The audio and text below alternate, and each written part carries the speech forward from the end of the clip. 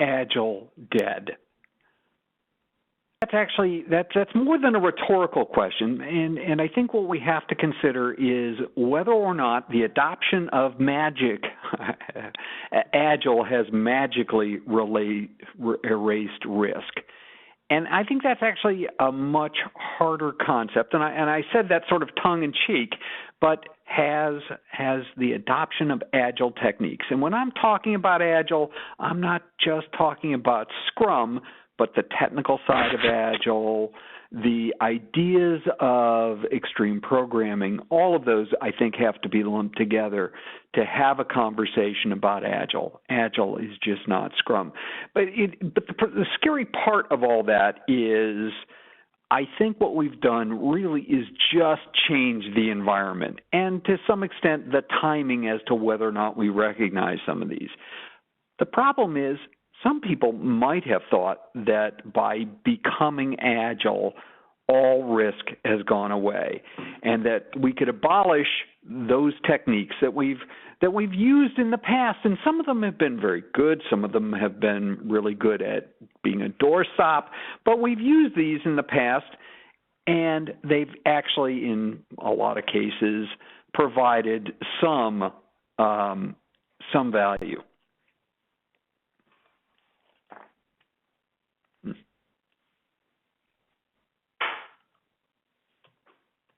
Go. Wrong key. Risk, if we remember, for those of you who really don't understand the term risk is an uncertain event that could impact a project. Obviously, if a risk is impacting the project, it's an issue. It's past being a risk. It has actually happened. By definition, risk is about predicting the future. And the reality is what we've done by embracing Agile is just changed to some extent the time horizon. At least at the sprint level, we pulled that in. We might be doing large releases still. So in some cases, we haven't pulled that back. So our time horizon has changed to some extent, but not all the way. So I think if we embrace an Agile mindset and expect to use Agile techniques, we have to remind ourselves of some of those assumptions and challenges that we need to do, and recognize that people are horrible at predicting the future. We, as a sort of a species, if we were really good at predicting the future, all of us would be millionaires from riding the stock market, and we're not. So we have our own internal sort of cognitive biases that we're leveraging on, but very frankly, being great at recognizing the future isn't necessarily one of those. So is driven by uncertainty. And because we're not great at predicting the future, there is always going to be uncertainty. How we operate within our projects, those trappings or those techniques that we use to actually harness some of that or reduce some of that uncertainty is a risk mitigation device, but it doesn't all the way go away. So whether we're using a crystal ball or a formal process, we need structure to some extent to understand risk and uncertainty.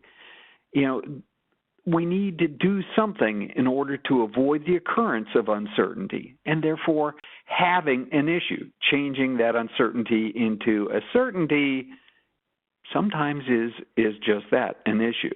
So how is this done, and is risk management, now that we've embraced Agile in many organizations, is it a second-class citizen? I mean, I've talked to many people about risk, and risk is one of those subjects that I think is very interesting to discuss, because even though we're not really good at predicting the future, I filled out my brackets today for the NCAA college basketball tournament. I like to try to embrace and understand the future, but there are just way too many things that go into understanding and building software. You know, many, if not most of the people I talked to had a risk process and impressed they could actually find where their risk list of risks were. I think was the most important term there. However, those processes and deliverables were developed for auditors in many cases. They were done so that they could pass an appraisal, those sorts of things. In many cases, that linkage between sort of that external framework that they were using as a methodology and the outcome of the project wasn't necessarily there. And whether we call it a project, a release, a product, doesn't matter in reality. What matters is that we have a framework and that we're actually working toward that common problem. So obviously, you know, when you're adopting Agile, you're going to require some degree of coaching to help teams understand that they will be able to deliver more value when they spend some time considering risks. And that's not in the book when you read about Scrum. It's not necessarily in how other people approach it. So again, my counsel would always be there will always be risks. We have to continue to think about those. So having a mechanism to identify common risks that are currently, you know, continually identified and nothing is done about them really provides a scenario where you're going to have a problem. Continue to identify environmental or long-term or cultural risks that can't be solved by the team ends up being debilitating. And if many of us would go grab a risk document that we've created, many times a lot of what ends up on those risk registers are things that the team can't deal with. I walked in and had a discussion with a team relatively recently doing Agile that had stopped doing retrospectives because, very frankly, the only thing they could think of to deal with in a retrospective wasn't in their span of control to deal with. It was much more organizational in nature. And very frankly, the fact that they had an office and were in a building that was right next to a highway and trucks drove down it, they weren't going to stop that. It wasn't going to happen.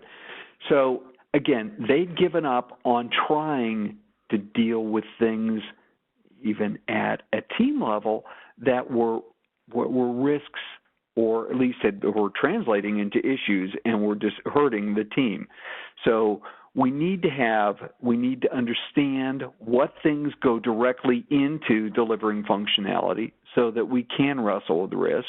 We need to have processes that aren't just there for external certification reasons, and very frankly, we need to identify and deal with risks that we actually can do something about.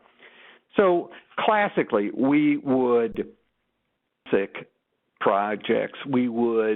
identify risk management, and we would have documents, and we'd go through, and up front we would identify, evaluate, categorize, prioritize, plan mitigation, and in some cases at least implement mitigation. So we would do this sort of as a big upfront kind of process. And obviously, you know, having built more than my fair share of projects and pieces of code, obviously there would be some mechanism to periodically go back and refresh those. However, just like a lot of things, it had become in many organizations shelfware. So let's start to think about what could be different or what might be different in an Agile scenario. So our basis sort of for a conversation is and we'll